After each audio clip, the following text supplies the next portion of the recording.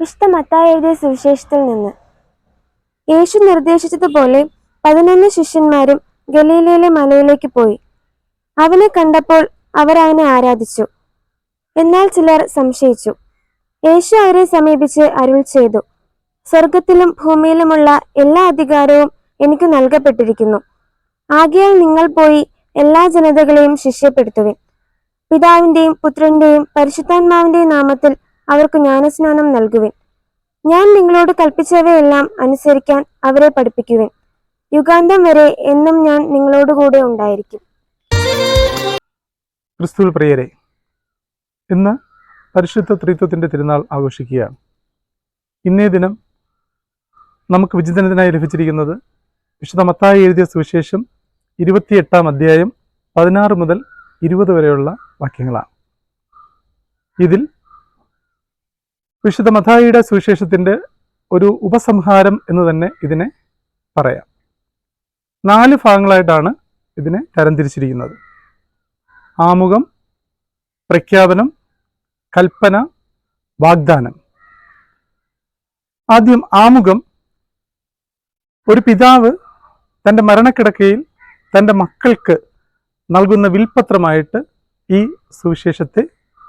സുവിശേഷ ഭാഗത്തെ നമുക്ക് സമാനതപ്പെടുത്തുന്നതാണ്. പഴയ നിയമത്തിലെ നിയമാവർത്തന പുസ്തകം 30-ാം അധ്യായം മോശ തൻ്റെ ശിഷ്യന്മാരോട് പറയുന്ന വാക്യങ്ങളുമായിട്ട് ഇതിൻ്റെ ഉള്ളടക്കത്തിന് സാമ്യമുണ്ട്. ഇസ്രയേലിൻ്റെയും പുറപ്പാടിൻ്റെയും അതിലെ യേശുവിൻ്റെ സമീപനത്തെ ശിഷ്യന്മാർ കാണുന്നത് 2 കാഴ്ചപ്പാടിലാണ്. ഒന്ന് ആരാധനയോടും മറ്റൊന്ന് സംശയത്തോടുമാണ്. നല്ല വിശ്വാസമുണ്ടെങ്കിൽ മാത്രമേ നമുക്ക് യേശുവിനെ ആരാധിക്കാൻ സാധിക്കുകയുള്ളൂ. ആരാധിക്കാൻ കഴിയുന്നവർക്ക് മാത്രമേ സംശയിക്കാനും അവകാശം ഉള്ളൂ. രണ്ടാമതായി, സകല ആൾക്കാരുടെ ഇടയിൽ അല്ലെങ്കിൽ ജനങ്ങളുടെ ഇടയിൽ ആധിപത്യം സ്ഥാപിക്കാൻ ഞാൻ നിനക്ക് അവകാശം തന്നിരിക്കുന്നു. സ്വർഗത്തിൻ്റെയും ഭൂമിയുടെയും എല്ലാ ജീവജാലങ്ങളുടെ മേൽ പിതാവായ ദൈവം തൻ്റെ പുത്രനെ അവകാശം കൊടുത്തിരിക്കുന്നു എന്ന് പറയുന്നത് വാഗ്ദാനമാണ്.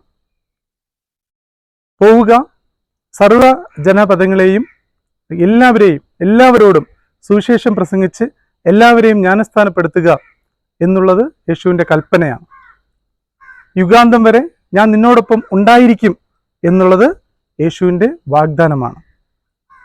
ഈ സുവിശേഷ ഭാഗം നമ്മുടെ ഇന്നത്തെ ലോകവുമായി നാം സാമ്യതപ്പെടുത്തുമ്പോൾ നമുക്ക് മനസ്സിലാവുന്നത് യേശു തൻ്റെ ശിഷ്യന്മാരുമായി ആരംഭിച്ച ആ പ്രേക്ഷിത ദൗത്യം, ആ ദൗത്യമാണ് ഇന്ന് നാം പിന്തുടരേണ്ടത്. അപ്പം അത് പിന്തുടരാൻ വേണ്ടിയുള്ള ശക്തിയും സ്നേഹത്തോടെ എല്ലാവരെയും പരിചരിക്കാനുള്ള കഴിവും എല്ലാവർക്കും ലഭിക്കട്ടെ എന്ന് പ്രാർത്ഥിക്കുന്നു. ഇന്നേ ദിനം പരിശുദ്ധ ത്രിത്വത്തിൻ്റെ തിരുനാൾ ആഘോഷിക്കുമ്പോൾ പിതാവും പുത്രനും പരിശുദ്ധാത്മാവും ഒരുമയോടുകൂടെ സർവ്വജനങ്ങളെയും ഒരുമിപ്പിച്ച് നിർത്തുന്നതിലെ ആ കാണിക്കുന്ന തീക്ഷ്ണത നമുക്കും കാണിച്ച് നമ്മുടെ എല്ലാ കുടുംബങ്ങളിലും ഒന്നായി മുന്നേറാനുള്ള കൃപ ഈശ്വരൻ നൽകട്ടെ, പരിശുദ്ധാത്മാവ് നൽകട്ടെ എന്ന് പ്രാർത്ഥിച്ചുകൊണ്ട് നിർത്തുന്നു.